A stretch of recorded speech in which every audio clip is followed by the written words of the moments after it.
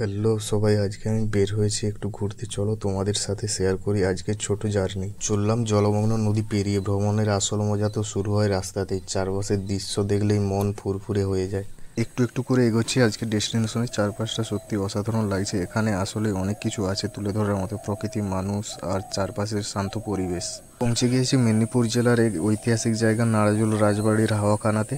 অনেকেই হয়তো জায়গাটির নাম জানে, অনেকেই হয়তো একেবারে শোনে। হঠাৎ করে বৃষ্টি নামলো। ভ্রমণের আসল মজা এই জায়গাতে। সত্যি বলছি, বৃষ্টির মধ্যে ভ্রমণের আলাদা একটা আনন্দ আছে। ভিজে গেলেও মনের আনন্দটা দ্বিগুণ হয়ে যায়। চারিদিকটা ঘুরে দেখলাম ও তার কিছু মুহূর্ত তোমাদের সাথে শেয়ার করলাম।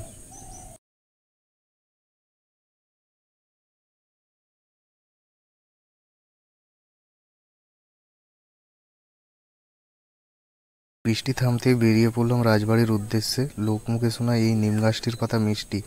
রাজবাড়িতে পৌঁছানোর আগে পড়ে ঠাকুরবাড়ি ও রাজবাড়ির মন্দির। চলে এলাম রাজবাড়িতে। শতাব্দী পুরনো এই রাজবাড়ি আজও দাঁড়িয়ে আছে রাজকীয়ভাবে। বড় বড় বিশাল ঘরগুলি আগে কত জমজমাট ছিল ভাবতেই অবাক লাগে। শুধু রাজবাড়ি নয়, এখানে আছে রাজবাড়ির দুর্গা মন্দির। সময় বদলেছে, অনেকটা ভেঙে গেছে, তবু সৌন্দর্য আছে। ইতিহাস ভালোবাসলে নারাজল রাজবাড়ি ঘুরে দেখতে অবশ্যই আসতে হবে। এভাবেই কয়েকদিন ধরে রথ এখানে রাখা হয় যাতে ভক্তরা কাছে এসে দর্শন করতে পারে। আজকের ভ্রমণটা আমার কাছে অসাধারণ লেগেছে। আশা করি তোমাদেরও ভালো লেগেছে।